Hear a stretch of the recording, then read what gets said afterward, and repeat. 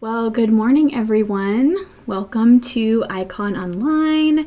It's so good to have you all with us today. I hope that you are all doing well. It's just great to be here. Great to be with all of you.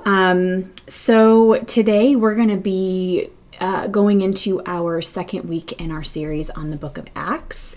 And so in a little bit, we will jump into that. But for starters, just to go over a couple of kind of orders of business before we get started. The first thing is, if you are new to Icon, if you have just recently started tuning in on Sunday mornings, and if you have not yet had a chance to fill out a Connect card, we'd love to invite you to do that.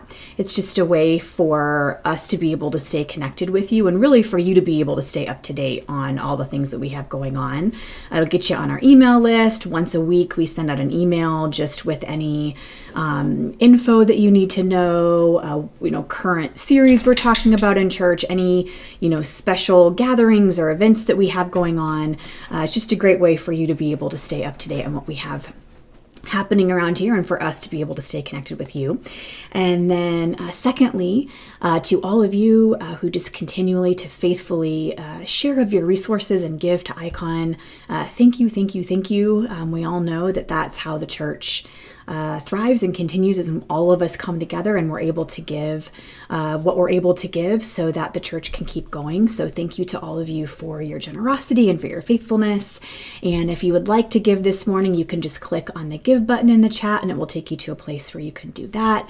And as usual, if you find yourself in a place of need, we want to be able to support you and to come alongside you. We believe that's part of why the church exists. And so if that's you, if maybe there's a bill you can't pay, or maybe it's just a tight month financially, we have all been there. If that's you and you could use some extra assistance, feel free to send us an email at info@iconchurch.com. Let us know what those needs are, and then we can get in touch with you, kind of assess everything and figure out how we can partner with you to be a blessing to you and to help you out in your time of need. So all right, here in a second, we're going to go ahead and we're going to do something a little bit different today. For time's sake, we are actually going to just go straight into today's message. We actually recorded a conversation that we are going to play for you today, and it's a conversation with myself and Pastor Sabrina and Pastor Amanda and Pastor Craig. And so I guess that's what happens when you get four pastors on a conversation. Sometimes it goes a little long because we all have lots of words. And so we're going to go ahead and play that conversation. But it was so good. And I went in and was like trying to think of what I could cut out. And for time's sake, and I was like, oh, there's just nothing that I really want to cut out because it was just a really great conversation. And I think that there were some really helpful perspectives and insights that hopefully can be helpful for you as you move forward into your week. And so without further ado, I'm going to go ahead and start that conversation, and then immediately following, we'll just come back here, wrap it up with a couple more announcements, and then we can get on with our day. So go ahead and if you want, grab like a pen and paper or get out the notes app on your phone to take some notes. That could be helpful for you.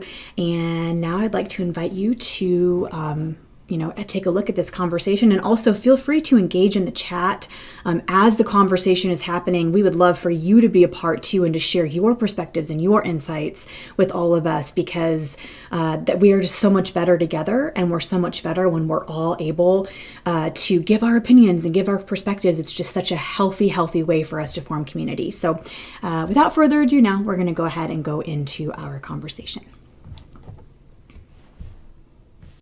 Well, welcome everybody to Icon this morning. I'm really excited to have this conversation this morning as we're continuing on in our series about the book of Acts. Last week, we were talking about sort of this overarching theme of the book of Acts being the Spirit, and like how the Spirit was continually moving God's people forward and helping God's people understand what it looked like to be the people of God and to be this early church that they were creating. And so today we are actually going to take a look at a portion of Acts chapter 2. And then really we're just going to have a conversation around uh, based off of kind of these elements and these aspects of the early church, what does that mean for us today in America, in the church, as we're moving forward? How do we take these things and apply that to how we exist as the church and as the people of God today?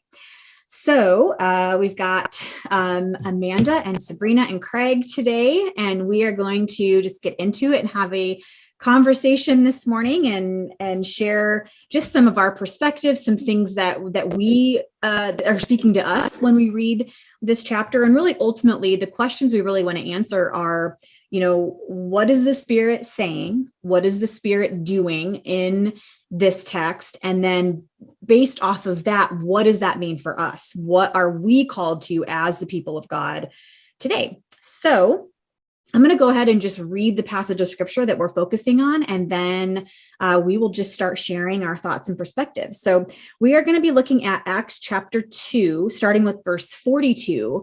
And just to kind of give a little bit of a background of what's happening here is at the beginning of Acts 2, we see there are people in what we know today as sort of this, when the Holy Spirit kind of first falls and makes the Spirit's presence known in a very tangible way to the people of God. And so they have this experience where the Spirit comes and people start speaking in different languages that they didn't know, but that other people could understand. And it's sort of this like wild kind of new thing that's happening. And then Peter actually addresses the whole crowd and kind of gives this long speech, basically kind of talking about this new way of living that Jesus showed them and what that means for them. And he kind of calls them to repentance and calls them to baptism. And then after all of that has happened, it brings us to verse 42. And this is what it says. And it's talking about the fellowship of the believers. So the people who were following the way of Jesus. It says this: they devoted themselves to the apostles' teaching and to fellowship, to the breaking of bread and to prayer. Everyone was filled with awe at the many wonders and signs performed by the apostles. All the believers were together and had everything in common. They sold property and possessions to give to anyone who had need. Every day they continued to meet together in the temple courts. They broke bread in their homes and ate together with glad and sincere hearts, praising God and enjoying the favor of all the people. And the Lord added to their number daily those who were being saved. So a really beautiful picture of kind of the Spirit being at work in the early church and how they were learning to function and live together as a community. And so I guess just as to start it off, does anyone have any thoughts or perspectives about what's happening in Acts 2 that you would like to share? Well, I'll start. Because I'm always the context guy, right? Like context. Yes. And I think it's fascinating that it talks about the day of Pentecost, and in the tradition that I spent a lot of time in, Pentecost was focused very much in signs and wonders, but not in the historical context. And what I mean by that is Pentecost was a celebration of the Israelites coming to a mountain after they left slavery and hearing the very words of God spoken, the very words of God spoken to a group of people on Sinai.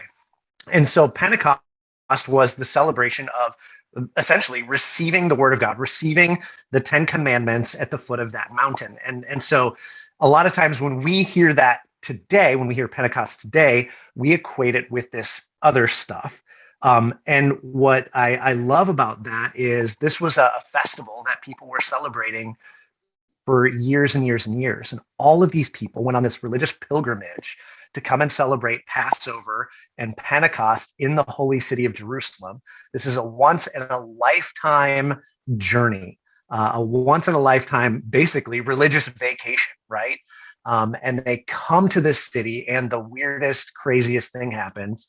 Their lives are changed forever. And that's the background of what's happening here. And so I just kind of wanted to share those few tidbits, just that this was a festival that had been going on for a very long time. Pentecost, what the festival is, the celebration of the Ten Commandments basically coming to a group of people on Sinai, not just the Holy Spirit, which is what we think of when we think of Pentecost today. This is something that was a tradition that went way further and way deeper. And there's a reason that all of these people that spoke all of these different languages were there in the holy city of Jerusalem, because they were there to celebrate religious festivals, particularly Passover. And then I think it's 45 days later, Pentecost. Yeah, and it's interesting how it sort of is like this. I think one of the things I love about the Jewish tradition and like watching in scripture is they're so good at commemorating moments and like keep like remembering, building altars and having these festivals that celebrate these things. So they constantly are being called to remembrance of what God has done. And so it's just such a cool, it's like here we have Mount Sinai where God, gives Moses the 10 commandments, and then Moses comes and gives it to the people. But then here it's really cool because again, in this sort of new forward motion of how the Spirit works is now it isn't just limited to God is speaking to this one person and this person is presenting it, but now it's like God is actually showing up in the lives of everyone. And so it's just this really cool picture for me, that of knowing how those two things. And again, I love it that you're the context guy because context matters, and it really helps open up, like it opens up these ways of understanding what's happening that if without the context, it would be lost. So, yeah. Sure.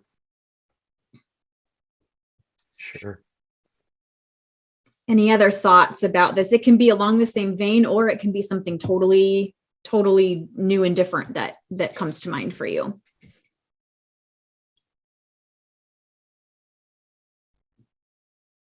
Well, thanks for setting the stage for us, Craig.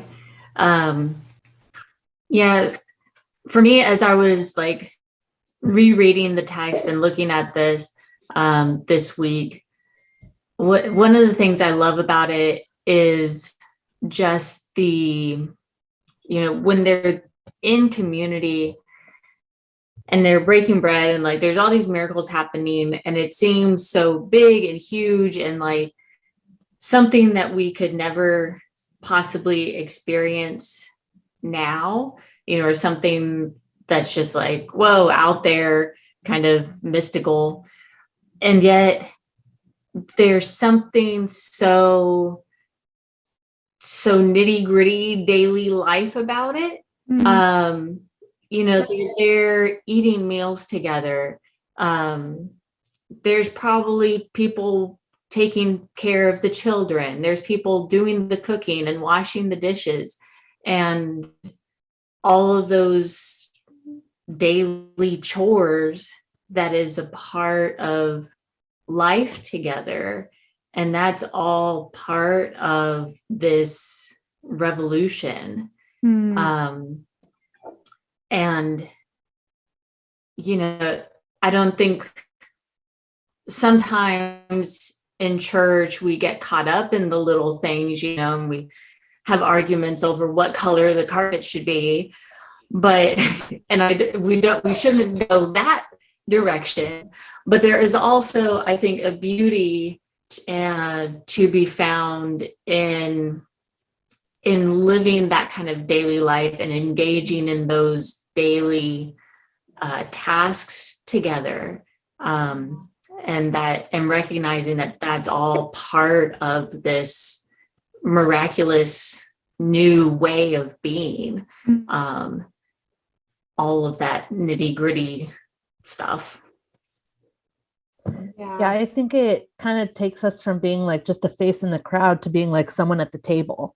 And that feeling of like that community is being seen not just by God, not just by Jesus, not just by the Holy Spirit, but being seen by other people, not for necessarily what you can give to everybody, but for the fact that you're there, and if you need to receive, you can receive. And if you have something that you can share. Maybe it doesn't look like something that, maybe someone, provided the bread and someone provided the turkey and you provided the prayer because that is your strength. That is how you best connect, and I think so often in Christianity, it's easy to complicate those things. It's really easy to complicate how someone can belong.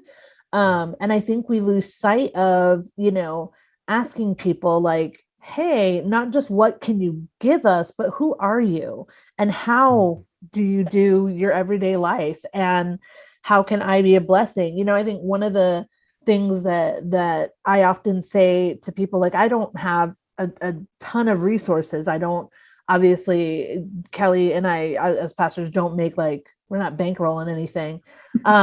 But sometimes one of the real simple things I can do is prepare a meal for someone who's sick or who's recovering, or send a funny meme or a joke. Like, it's those little things where you're like, when you know somebody, you can do more good. When you are invested in the community, not for a what can I get out of this, but for a how can I be somebody, be something special for somebody because they're in this community. And again, to me, like, when I read over that passage, just realizing, like, okay, so we're talking, like, back in the days where it's like the synagogue, or even like imagining like the Sermon on the Mount and all those things, they're just like faces in a crowd. But when you get together, like in community like that, and you share meals and you share your belongings, you're no longer just facing the crowd. Like, you are someone at the table that can be known and that can be seen. And I think that was one of the things I remember reading it, and I'm like, well, yeah, no wonder their numbers kept growing. People finally felt like they could bring their whole selves, for better, for worse, and find a place to belong. And I was like, I get that. That's what drew me to Jesus in the first place, having somebody that wanted to, know me intimately, all of my cracks and all of my sparkly moments all put together. It doesn't matter because we're just loved for who we are, I love that picture of the table too. It's so powerful, Amanda. I'm so glad that you brought that up. And even when we think about the idea of the first century, what it meant to eat a meal with somebody wasn't just what we do, right? Which is getting to know people and hanging out with people. In the first century, that meant a stamp of approval, because you have all of these other little things that you need to take into consideration, like purity rituals and clean and unclean and all of that other stuff. So to eat with somebody is to say, you are fully able to be you, and I accept you as you are, which was a huge statement. Yeah. I love the communal aspect. I think a lot of times, like, it's easy for Christians to like focus, and Craig, you said this in the beginning, but on the signs and wonders and like this big move of the Holy Spirit, whatever that means, like we say that a lot, but it's like, what does that mean?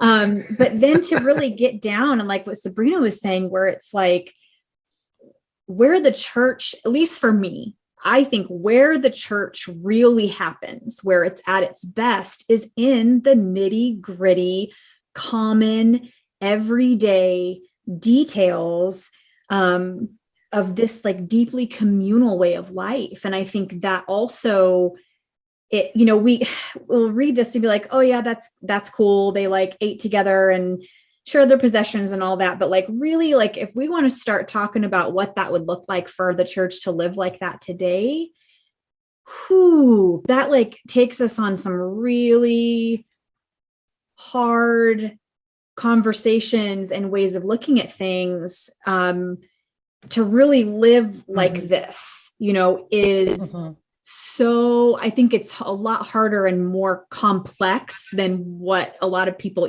what I would even think a lot of times, when you think about this aspect of like people that are so different, finding ways to live with one another and to interact with one another and to be unified with one another, is so much harder than it's a lot a lot easier said than done, you know? And even this idea of like caring for each other's needs and all of that, it starts kind of opening up these little windows in my brain of like, man, what would it really look like for us to live like that with one another, you know? And how do we get there? And even just seeing how there's obviously, you know, I don't think the people, and, you know, this is obviously, I'm reading this and trying to understand, do my best to interpret, but like, it's interesting how it didn't like make this huge thing that happened at Pentecost, the Holy Spirit coming and all of this wild stuff happening. That really wasn't the focal point. And like, when it talks about the Lord adding to their number daily those who are being saved, that is preceded by these conversations of they sold their property and possessions and made sure no one had a need. They ate together. It followed that, Amanda, like you were talking about, that deeply communal way of living. There was something about that was drawing people in, you know? Yeah. I And I think, again, it's one of those things in my mind, when I think of what that looks like practically. I remember it was a few years ago, I was living up north, and it was I want to say it was Halloween. I think it was Halloween, and people were trick-or-treating. And I remember telling my housemates at the time, I was like, I want to set out some hot cocoa and like serve hot cocoa or like hot coffee or something to all the parents that are taking their kids out trick-or-treating. And I was so excited about it. And my housemate goes, don't do that. Nobody's going to take your free coffee. No one's going to take that. Like, no one wants a stranger's coffee. And I was like, but it'll make it really good. Like, in my mind, it was like, no, it's so easy. I just set it up. If you don't want it, you don't drink it. More coffee for me. But if you need it and you want it and you're willing to take that risk, like, I want to do it because it's what I have to offer. And I think I've kind of coming out of an older religious mindset. When I first got into Christianity and discovered my faith, raised in a very evangelical Pentecostal type church, it was, you can't go hang out with the homeless people under the bridge. Like, you can't go do that unless you want to get them saved. Like, that was like, you can only talk to these people if your goal is get them saved, make them come to church, show them Jesus, all that sort of stuff. It was never like, go love on somebody because somebody deserves to be loved. And like, when I kind of got out of that bubble and started experiencing like practical acts of service and practical acts of love like that, I was like, no, this is like, I'm not trying to get anybody to buy coffee. I just want to give it because I know how tired these people have to be. Like, it's, you know, a long night. But I think sometimes we can overcomplicate what it means. And if you want to try something, just try it. You know, the worst thing that could happen is you have leftover snacks or, you know, something, I don't know. Yeah. More for me. And I think in the, you know, as a group of ministers here, a lot of times, you know, as leaders in congregations and churches, we can get distracted by this idea of having more people in church, you know, filling the seats, like how many people are coming, how many people are giving, and bringing more people, you know, making more disciples and all of that. That's all, when we look at the text in Acts and about how the early church started,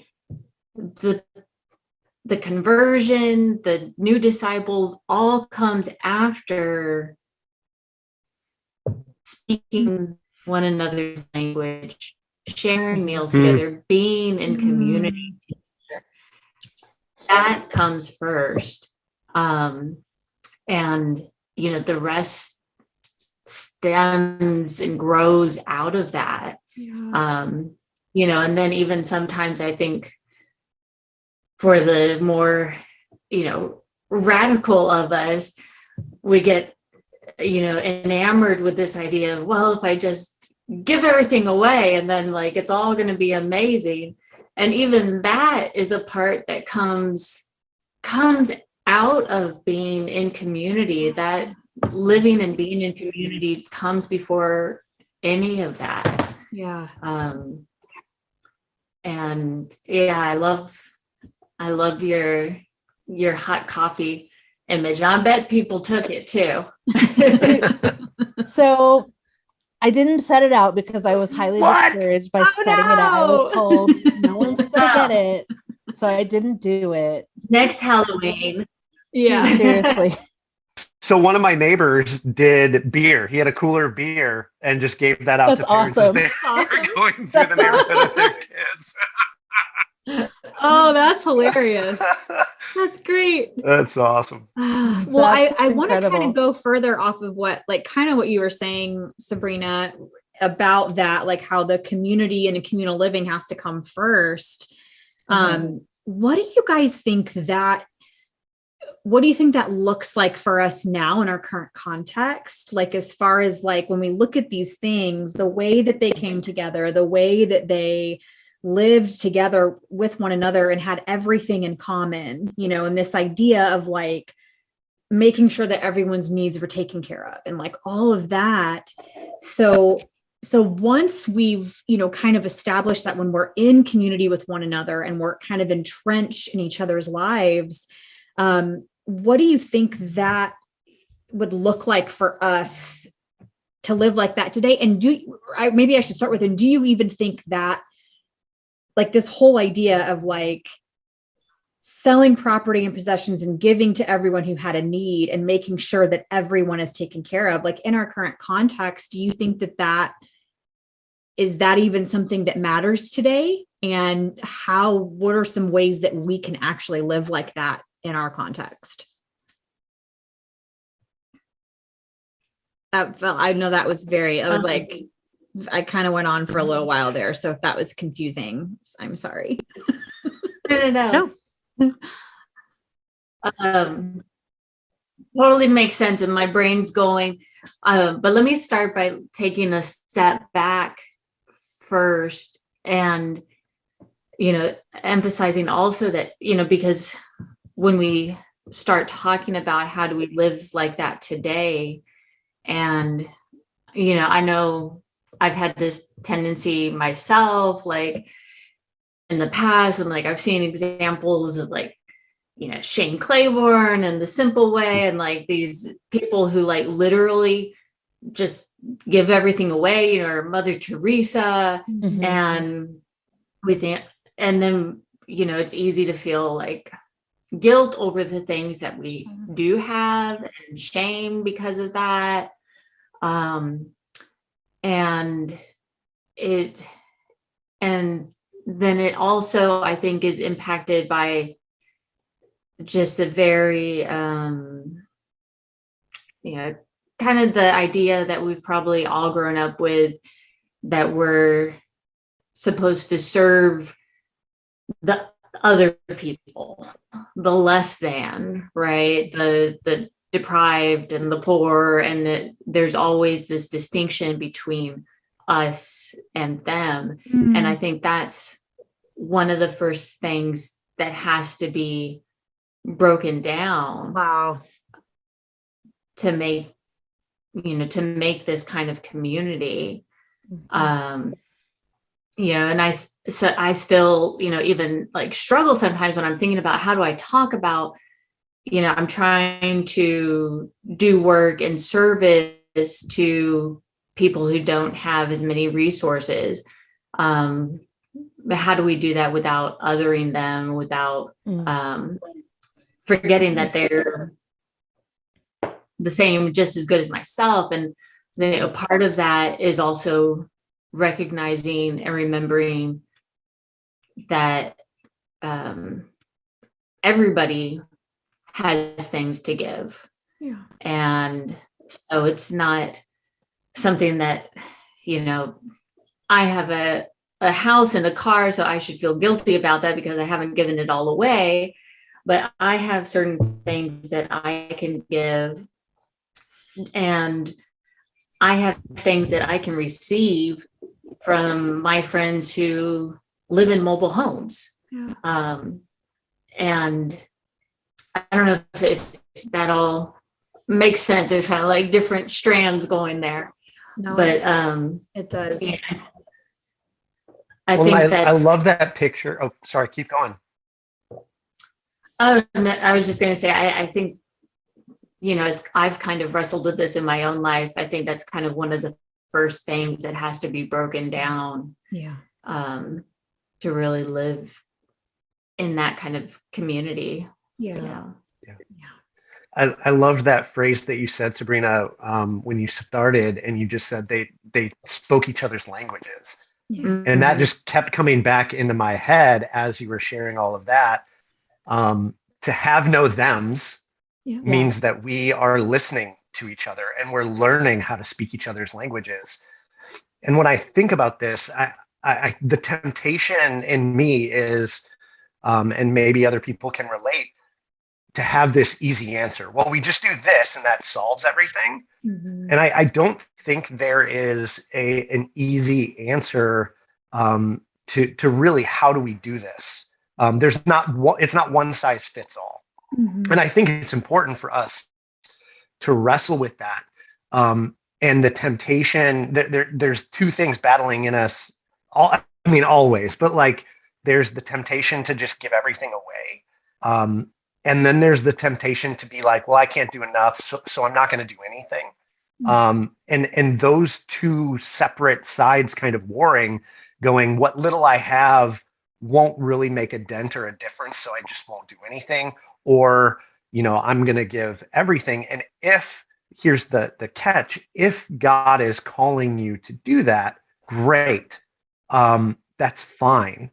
I'm not here to question that.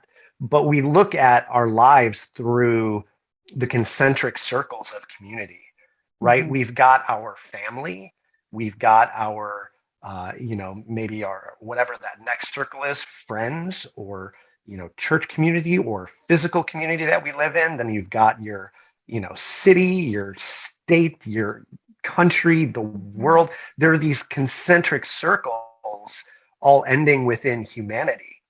And so, from a very practical standpoint, I think it's really tough to say in every sense you have to give everything, right?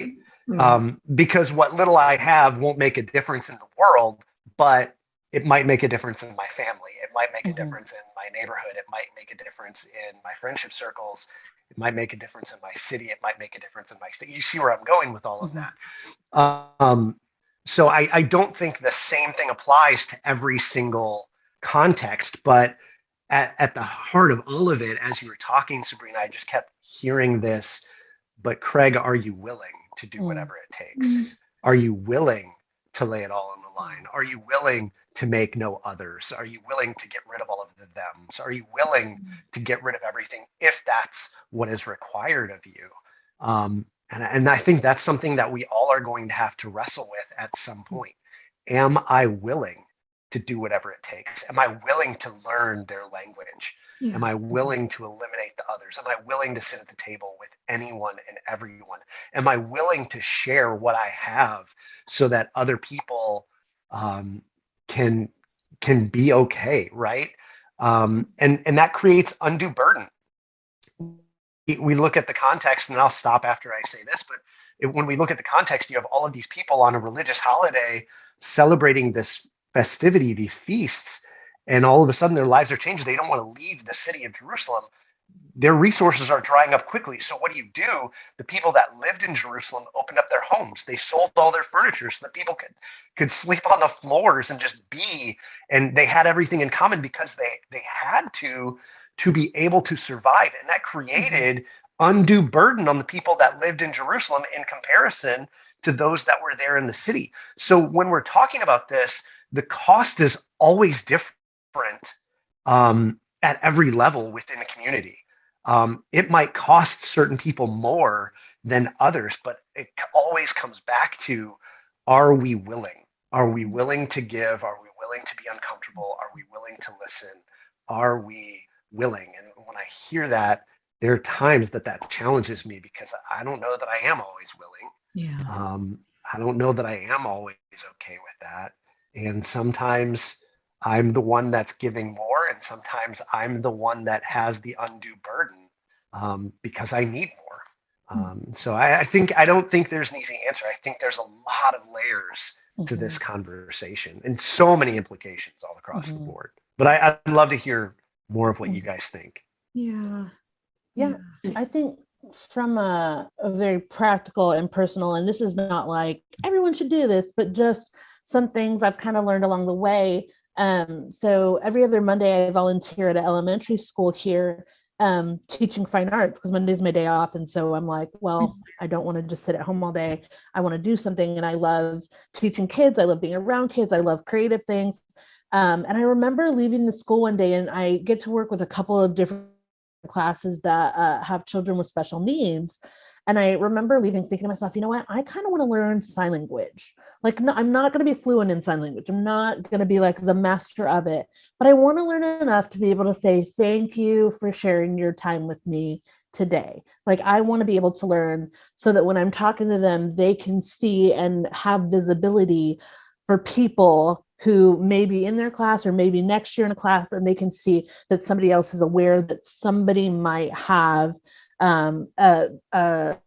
their normal dialect would be ASL, like their way of speaking is that. And it was, it was just me following social media accounts that teach you, me watching YouTube videos, like practicing, just like anything, practicing. I think another really cool thing, if you have it in your neighborhood, I know I had it up in Seattle and I have it here in my area, but getting on your Buy Nothing group, if you are part of the Buy Nothing project, it's something through Facebook, if you have Facebook. And what it is people will put on there things that they're in need of. Like if a family just lost their house and they're looking for, warm items to keep their family safe, or ideas of shelters or things like that. I know I've donated things, girls' clothes that we've gotten rid of. My nieces, I'll have them go through like once a month, and whatever you don't need or whatever you've outgrown, let's give it away. Because I want to teach them the importance of giving back to others in need. And so we have like a section of our front closet that's like the giveaway, and it's like items that are like used but not bad. Like, if it's bad, just throw it away. But if someone could still get good use out of it, whether that's, I know they have like hair curlers and curling irons, and so that's like in there. And so I'm just ready, and then at any point you can say, hey, I cleaned out this closet and we have these items, comment on what you need. And it allows people in this direct community, I can go and drop it off on their front porch, or they can come pick it up from my place. And you obviously in the Corona times, like you can leave it out, in a bag, and you can ask them to wear a mask or whatever you need. But I think it's just little things. Like, I don't think it has to be overly complicated, and sometimes it could be a phone call to someone that, has recently lost somebody. But those are just like some practical things that came to my mind when you were talking about the, speaking each other's languages and giving of what you have. Sometimes it's not just necessarily like selling to get money, although I think that is awesome if you have things worth selling. But yeah, so that's my 2 cents there. Yeah. That's awesome, Amo. Yeah, if I can jump in again, going off of what you were saying, Craig, about how like everybody's called to give and praise, and what you were kind of lifting up, Amo, about the different ways that you and your girls give. And I think it's also important to remember that kind of this example and the instructions that are being given to us through this story of the early church is not only to us personally as individuals, individual families, but to us as a people. Yes. As a church, and I would, argue that by extension, even as, in the political communities that we live in, and that is also a part of our call, how do we make our communities more just, and ensure that, because as you were pointing out, Craig, like, you might give away everything you personally own, and that's going to do good for somebody, but that's not going to really solve a big, all of poverty, or even all of poverty in your neighborhood. But how, this example that's given to us and this guidance and instruction to us as a people, how do we work on that more on a larger scale, to ensure that, that our communal resources are shared equitably. It's that, like, as you were saying that, I'm like, yes, because I think what this is speaking to me, it keeps pulling me back to this deeply communal sense of living. And I think it's really easy. We talk about generosity a lot in the church. And several weeks ago, I was listening to Corey Leak on his podcast, Existential, was talking about generosity and how it's really easy for us to look at generosity as, well, I have all this excess, and so I'm going to give this excess to X organization, because I want to give. Now, I think that's great. I think we need to be doing that. But what happens often is we stop there. We think, oh, it's okay for me to keep pursuing all of this excess wealth because look how much I'm giving. Look what I'm like blessing people with all of this money, and yet not addressing the issue of why there are some people that have so much lack in the first place. If we're not addressing those systemic issues, then really we're not moving, we're not making things more just. We're just throwing money at something oftentimes to make ourselves feel better, like that we're doing something. And I think what this chapter speaks to me is this call to get rid of just this individualism that is literally killing us, and especially here in America, we are obsessed with it. We're obsessed with this individualism, and that has followed into evangelical Christianity in some huge ways, where it's like all about us and our own individual relationship with Christ and our own individual salvation. And how can I and we miss it, when we do that. And so when I read this about these believers coming together and having everything in common and speaking each other's languages and sharing what they have, it speaks to this sense of, Craig, like you said, this being willing. Sabrina, like you said, getting rid of the us and them, but it speaks to this, the way of Jesus calls us into this sense of community responsibility, that it isn't just about me being taken care of, but it's about everyone being taken care of. And then how we get there, obviously, gosh, I don't know. I mean, that's a huge conversation. And I think every day we're asking those questions and figuring out what that looks like. But I think ultimately it's got to start. This is speaking to me that there has to be this deep sense of we belong to each other. Like, we belong to each other. Yeah. My liberation is tied up with yours. And, if someone doesn't have enough, then we need to look at why that is, and not just say, well, hey, I think this is about more than just giving money to someone who doesn't have it, or giving food to someone. I think it's about tying themselves up with one another and realizing that the whole Fannie Lou Hamer, when she talked about we aren't all free until everyone's free, and that's really what this speaks to me so much, is of that deeply communal sense of we are all, our liberation is bound up with one another, and we can't separate it. And I love So it's in Americanized Christianity, we're fine with the idea of following the way of Jesus being transformative for our hearts, but not for our communities, Yeah. Mhm. right? So if we really believe that the way of Jesus is transformative, it shouldn't just stop with our individual hearts. Yes. It should transform our communities as well, Yes. which I think is evidence of a transformed heart, right? So Hmm.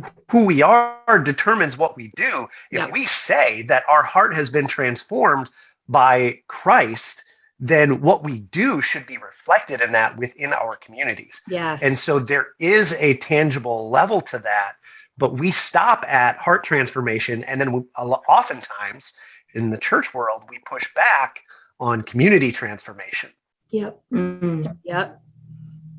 Whew. I'm like getting all, I'm like, I seriously could like stand up right now and start hollering. Like I just, oh, because it is Got like, a couple mic drops in there. Yeah. But it is like, it's like, I just want everyone watching today and everyone part of this icon community. Like that is something that I so badly want all of us to cling to, is this like, this whole idea that we like, it is obviously your own spiritual practices and like your connection with the divine matters, but like the outflow of the Spirit working within us isn't just, oh, we look like a better Christian, or we look more pure, or we sin less. Like, you know, it just has to go beyond that into how is it transforming our communities? How is it making things more just and equitable and making it where we are truly, genuinely seeking for the things that are for the betterment of all, you know, that like there might be something that we want that would make my life better, but like if that's at the expense of like making everyone's life better, then it's not. I just don't think that can be included in the way of Jesus if it doesn't make life better for everyone, you know? Yeah, such good stuff. Well, I know we're kind of going a little long here. I know, Sabrina, that you probably have to get off soon, huh? I think you've got, I don't know if you're... This is just getting good. I know. And I may have to, and I'm fine going for a little bit longer because I can also go in and edit something, you know, and if I need to, I can go in and edit. But does anybody have, I guess just for time's sake too, I know everyone is like, who's going to be watching this is going to be like, oh my gosh, they've been talking for an hour. Can we please be done? But does anybody have any, just as we wrap up, just some final thoughts that you would want to share with everybody watching as far as like, maybe what your hope is for Icon specifically, you know, for how we can live this out, or maybe even just something that spoke to you that you hope to see, you know, as you make changes in your own life that can help make everything better for those around you. Any kind of last thoughts on this passage and what the Spirit is doing here? I think to kind of mash together things that I heard both from Amanda and Sabrina, you know, my hope would be that we become a place where we can meet at the table, where we eliminate thems. Yeah. There are no thems. Yeah. And we are us. Yeah. And that to me is, as I look at this passage and the implications for us as a church community, I think to continue to be a place that strives to come together at the table and create a place where there are no thems. Yeah. I want that so bad too. Yeah. Yeah. I love that.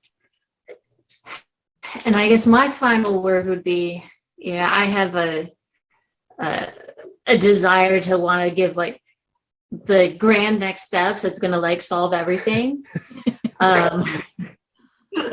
But to try to give something, you know, that everybody who watches this can actually like take away and reflect on and act on.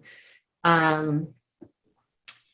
would challenge people to just, as you go through your daily life this week, to pause and reflect on the ways that your life is connected with others, and to recognize the shared resources we have, the resources maybe you have more of or that you have less of, but just to, develop that kind of perspective to see the ways that we're all connected, whether it's like the road you're driving on, is a road that you share with your neighbors.